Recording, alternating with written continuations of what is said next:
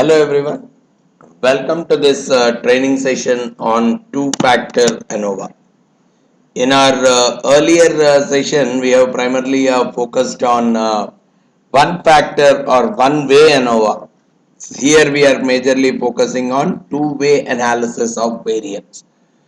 Before we start looking at this two-way analysis of variance, what we would like to understand is this mechanism falls under a generalized group called as GLM univariate models. When I use this word, it is nothing but generalized linear models. So this forms under the category of generalized linear model, wherein you are primarily looking at modeling the value of a dependent variable. So you are looking at creating a model on the value of the dependent variable based on its relationship existing with some other categorical or some other scale variables. So whenever you are trying to build such kind of a model, relationship between a dependent variable using various categorical or scale variables, you can treat it as a part of a broad scale of models called as generalized linear models. So this is what a generalized linear model tries to look at. It assumes that there is a linear relationship existing between your dependent variable and the set of independent variables, which could be either categorical or scale in the nature. So generally all the categorical variables which are influencing your dependent variable are called as factors. The factors, whenever we use the word factors, they are majorly targeted towards categorical variables. And among those factors, sometimes we keep hearing the words called fixed factors as well as random factors. What do we mean by that? See, some categorical variables, the values are more or less fixed. For example, gender. Gender has, let's say, male and female. And I have categorized this, let's say, as 0, this as 1. There is no way I get some more numbers like 2, 3 because it's not possible to identify other genders, which means the values that are possible for this categorical variable are more or less fixed. But if I say, let's say, store as my categorical variable, store 1, store 2, store 3. These I have assigned store 1 as a number 1, store 2 a number 2, store 3 a number 3, etc. But if let's say a new store 4 comes, this number increases. So this is only a sample, only 3-4 stores I have taken for analysis purpose, but the number of stores can very well grow. So wherever the values of that categorical variable can change in future, we are talking about the random factors, but if they cannot change at all, we will talk about them as fixed factors. So in our model, we need to understand what kind of factor that we are using for our modeling purpose, or what kind of factor is used to determine our dependent variable. Then we are also talking about items called covariates. So all scale variables are typically termed as covariates in this GLM terminology. Covariate is nothing but a scale variable. So both factors as well as covariates are determined to have some kind of linear relationship on your dependent variable. That is what is typically mentioned as a part of generalized linear modeling procedure. Now, there are so many tools, or there are so many business situations which can very well be worked out based on this understanding. So, one of those is what we will be dealing with, the 2V or two factor analysis of variance. In the next session, we would also be looking at analysis of covariance. Right, in as far as this session is concerned, we are focusing more on two-factor analysis of variance, and we all need to appreciate the fact that a two-factor analysis of variance is majorly an extension of one factor, one-way ANOVA. What did we do in the one-way ANOVA? Influence of one independent categorical variable on the dependent variable. We started looking at the means, comparing the means across various groups of data. Whereas the grouping was typically done on one categorical independent variable. Now we are in the two-factor ANOVA, we are majorly looking at two independent variables, right? Two independent variables taken together. What is the kind of influence it has on your dependent variable?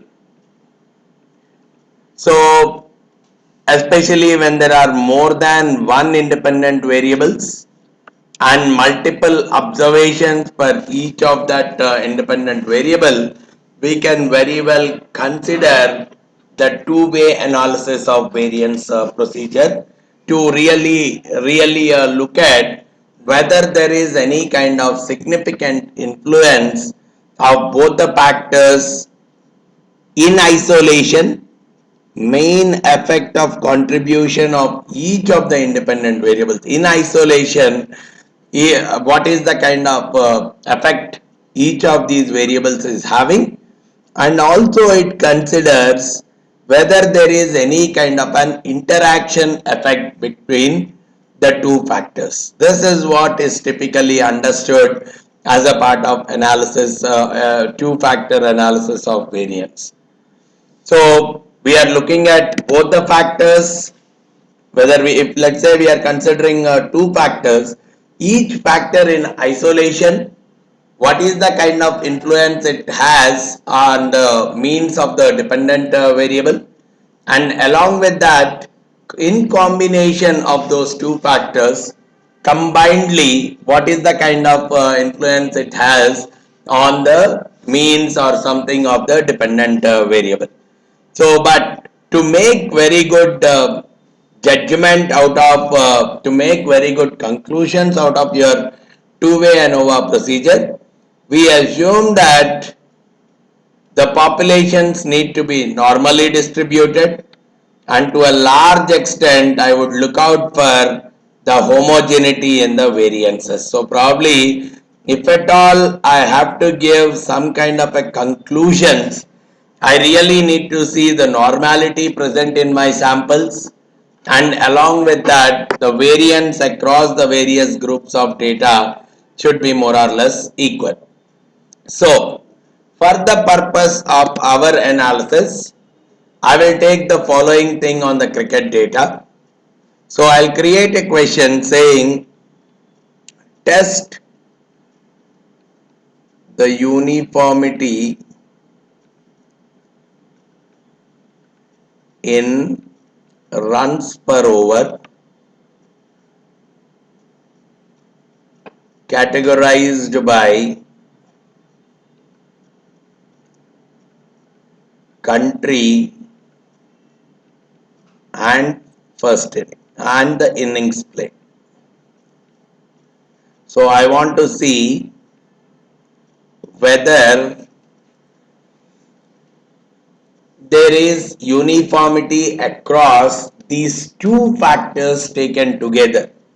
Country first innings, country second, country one first innings, country one second innings, country two first innings, country two second innings. Among all these groups of data, is the mean more or less uniform?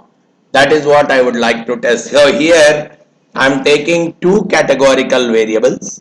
One is the country code and two is the innings. So two categorical variables on one scale variable, which is the runs per over. I can very well test this using the two-way analysis of variance procedure. So let's look at how do we use that procedure and what kind of outcome we can drag out of it.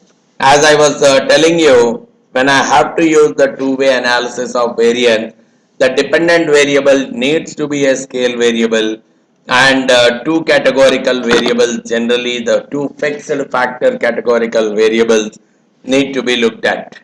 Alright, so let's go back to our data to typically see what we can do on it.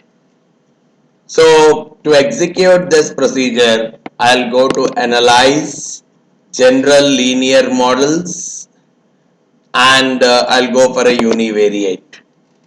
And in this, I would be choosing the scale variable, which is the runs per over, as the dependent variable, and the two independent variables, the innings as well as the country code.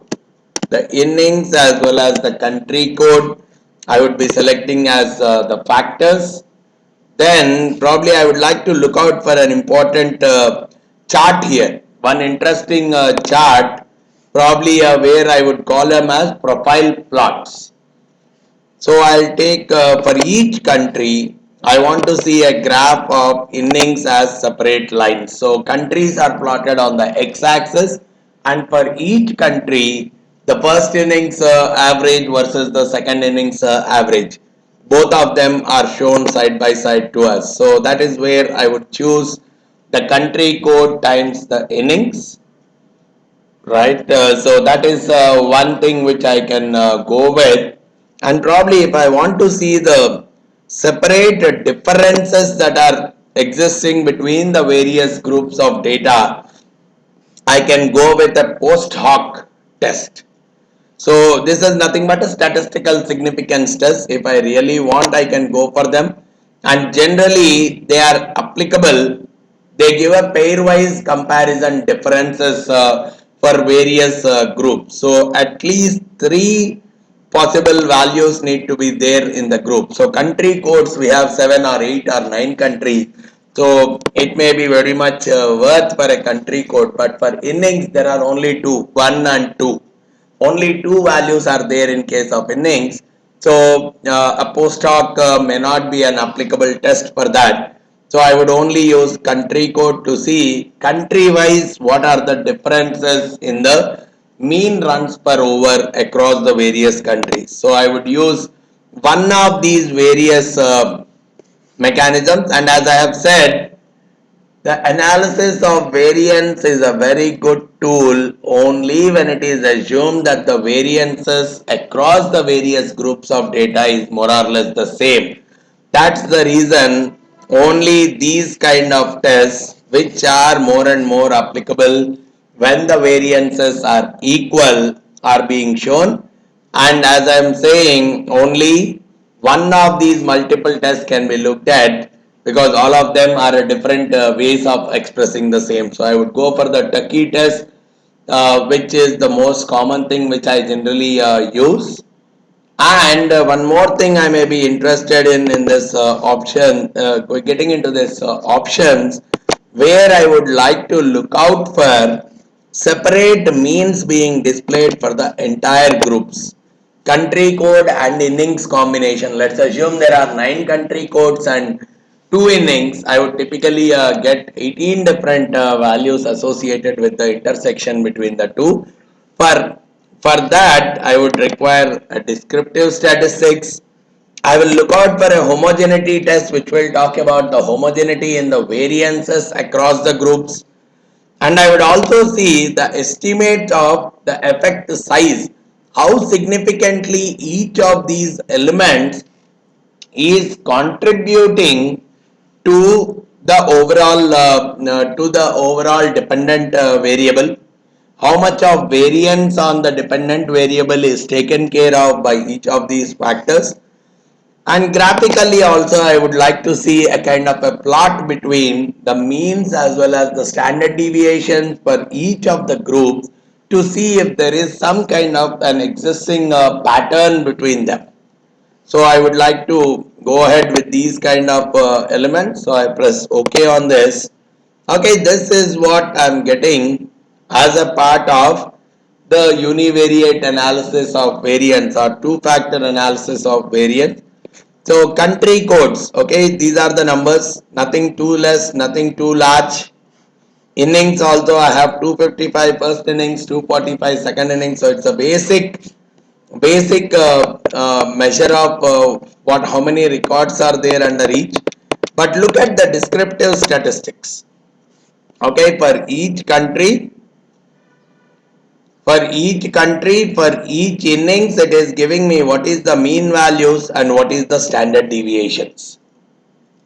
So one thing is, if we are seeing in the total, what I am seeing is 7.9 in the first innings, 7.6 in the second innings. So there seems to be some kind of innings effect. There is a possibility that in the first innings people are scoring a little bit more compared to the second innings. 7.94 versus 7.66. Overall, there might be a possibility of scoring slightly more in the first innings compared to in the second innings. That is one thing that is coming out in this. And also look at the country kind of an effect. 8.2, 7.8, 7.9, 7.9, 7.8, 7.6, 7.4. There seems to be some countries where the runs per over is much lesser compared to some other countries. So there seems to be some amount of country effect also that is present. And finally, we could also look out for the interaction effect. Here, okay, for Australia, second innings average is more than the first innings average. Same is the case with respect to New Zealand. Second innings run rate, runs per over is more than the first innings runs per over. Whereas in case of England, it is the reverse. The first innings runs per over is more than the second innings. South Africa also slightly reverse. And West Indies, you see some good difference between the first innings and the second. Sri Lanka, there is a huge difference between the first innings runs per over and second innings. Whereas in India, again, second innings runs per over is slightly more than the first. So what we could typically see is there is an interaction effect also that is present on this data, because if there is no interaction effect, the trend has to be more or less uniform across the countries, across the innings. So we have both the innings effect, the country effect, as well as the interaction effect that we could see from each. And at the same time, in this column, what we are seeing is the number of cells. Some small unequal sizes are there, but look at the standard deviations: 1.59, 1.46, 1.68, 1.82. More or less looks like there is some level of consistency in the variances or standard deviations. But that is for that reason we would be looking at Levin's test for the equality. So we will look, if at all I want to look out for equality of the variances, it is generally suggested that I will look out for 1, the Levin's test, and 2, spread versus level plot. These two will give me whether the variances are homogeneous across the groups. And so when I'm looking at the Levin's test, the typical assumption is variances are homogeneous across the groups, equal variances across the groups is the null hypothesis which I go with. So I will check out for the significance level associated with the Levin's test. The significance level which we are getting is 0.513. Whatever is the number I get, this is greater than 0.05. If it is greater than 0.05, I will assume that the variances are equal. If this number, if the significance level is less than 0.05, I can very well assume that the variances are not equal.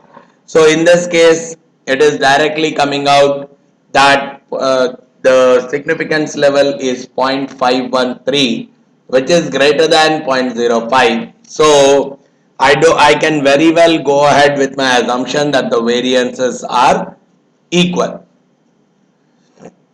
So even if there are small changes that we are seeing in the variances and standard deviations, they are not that statistically significant. They are very much random in nature. So basically you can very well go ahead with the assumption based on this Levin's equality of error test. You can very well go ahead with the assumption saying that the variances are more or less equal. The same thing can come out from your spread versus level plot. Come down to the spread versus level plot. I'll go back again. But if we look at the profile plot, spread versus level, one thing what we are seeing is, there is no, that's not the profile plot, yeah, spread versus the level plot. You see the mean is plotted on the x-axis for various groups, and standard deviations are also plotted on the y-axis for the same. Whatever the descriptive statistics has given, the mean has been plotted from the mean is plotted on the x-axis and standard deviation on the y-axis. The major intention of the test is it's a visual showcase of your equal variances assumption. So whatever the Levin's test has shown, it's a graphical representation of the same. If there is some kind of an apparent pattern, like as the mean is increasing, standard deviation is increasing, or vice versa, when such kind of pattern is being observed, then we talk about the relationship between the mean and the standard deviation. Otherwise, we can very well go ahead with homogeneity in the case of variances. Now either I take the standard deviation or the variance, more or less similar kind of an effect is observed, because variance is nothing but the square of the standard deviation. Apart from that, now we will also look at the post hoc test, which is more trying to do the comparison to understand the significance of one of the factors. So here we are, because we are doing it on the country code, each country is compared with some other country, and the mean differences of the runs per over is collected. And what we really need to look at is the significance level associated with each of them. Based on the significance level, I can very well make out any significance level less than 0.05, the difference is really significant difference. If the significance levels are greater than 0.05, right, in the post hoc, apart from the means, I will look out for mean differences, I will look out for significance levels if there is anything which is having a significance level less than 0.05. If the significance level is less than 0.05, there I associate a very strong difference between the values. Otherwise, I can say that I can very well ignore the differences. So in all these cases, I am seeing that the differences can very well be ignored, because the significance levels are more or less greater than 0.05 across. Across, I am finding that the significance levels are much greater than 0.05, except for Pakistan versus Australia, which is very close to 0.05, and otherwise, more or less we are finding the significance levels much greater than 0.05 itself.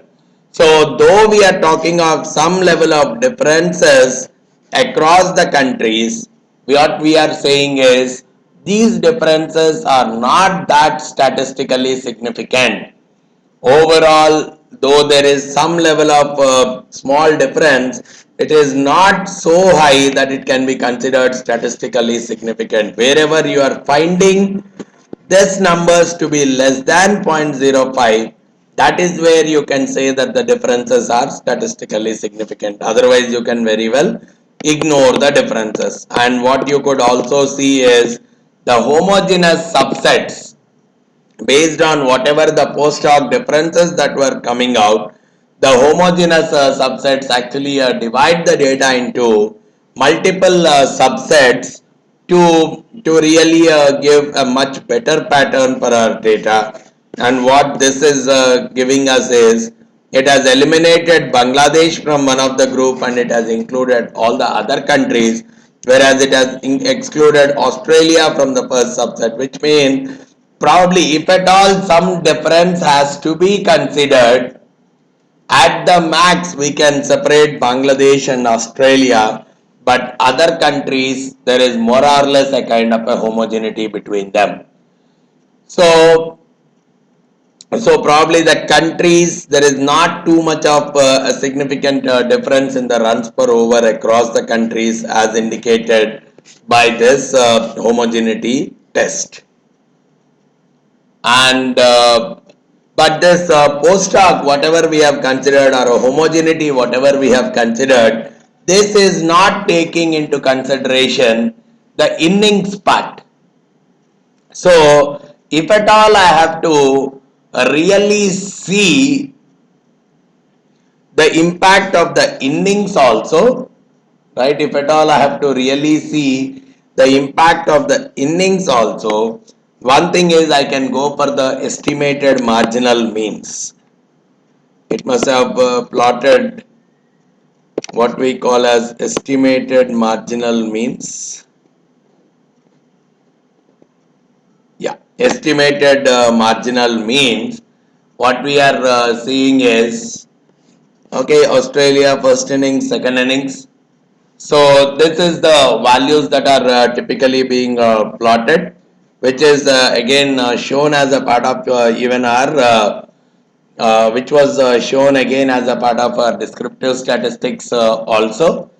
This table is primarily helping us to understand the interaction effect between the two factors. So what we could see is in some cases the second innings is more than the first, whereas in some cases the first innings is more than the second. That means there is some level of interaction effect that is present. If there was no interaction between these two things, what we could see is probably across the countries either the second inning should be more than the first or first inning should be consistently more than the second. So there is some level of difference that is existing because of the innings factor also. Some countries are doing well in the first innings versus some other countries which are doing much better in the second innings. That is what we could observe even as a part of the profile plots that are coming out. You go down, you will see the profile plots where for each of the countries, if I am looking at the marginal means, wherever we have some kind of crossovers, like for New Zealand and probably for Bangladesh, it is appearing like their second innings is much better compared to the first innings, because what we are typically seeing is, or probably what we are seeing is for a country like Australia, New Zealand and Bangladesh, the first inning scores are much lesser compared to the second inning scores, whereas for the remaining, or probably even India, the first inning scores are slightly lesser than the second inning scores, whereas for some other countries the second innings is much better than the first. And what you could see is for a country like Sri Lanka, the first innings is very widely deviating from the second innings. So you could see all kinds of possibilities that are present in the profile plots. Wherever we are seeing that more or less both of them are parallel, we could very well ignore the impact of the second factor.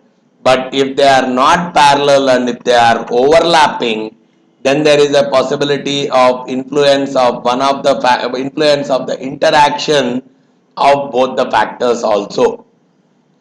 As I said, if there was no interaction, so the line should be parallel. But here we are seeing sometime for some of them the blue line is blue points are higher, and for some of them the red points are higher. So our green points are higher. So that is what will say that there is an impact of the interaction effect. And statistically, if I want to see how significant is that interaction effect, it's better that I look at between the subject effects. There is something called between the subject effects. Yeah, this is the table that talks about between the subject effects. So this is actually what we call as the two-way ANOVA table. This is what we consider as the two-way ANOVA table. So in this, each of these terms and the complete model is tested for the variance. And what we really need to see is the significance levels. So we need to see for the significance levels here, and what I am saying is except for innings, each of them is having a significance level less than 0.05, which means all these items are statistically having a significant influence on your runs per over except for the innings in isolation. Innings in isolation is not having any kind of significant influence.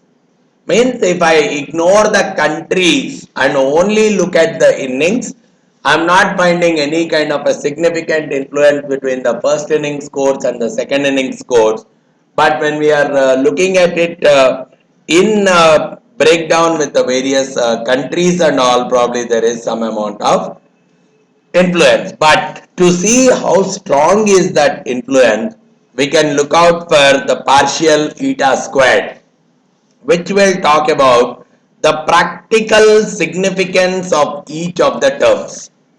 And the higher the value, the better it is. And what we could see is all of them, even the combination or country code in isolation, any of them, the kind of influence that it is having, or the kind of the influence that is having in terms of predicting your mean runs per over, in kind of explaining the variance in the mean runs per over is very small. The larger these values are, it can go even up to 1. The larger these values are, the higher is the influence of them on the runs per over. So because these values are very less, though we say they are significant, their influence is almost negligible. It means you cannot ignore them, but at the same time they are not contributing anything big to your prediction. That is what can be analyzed using this two-way or two-factor analysis of variance procedure. So anyway, when you are trying to do a kind of comparison of the means based on more than one factor, and that too two categorical variables, we resort to this mechanism of two-factor analysis of variance. I hope the situation in which you will be using this two-factor ANOVA and what kind of conclusions you can draw from the test and how you perform the test in SPSS is clarified through this session. If you have any further doubts or clarifications regarding this, you can give me a call on the number that is given below, or you can even send in an email at vamsidhar@pacegurus.com. Thanks a lot for listening to this session. Thank you very much.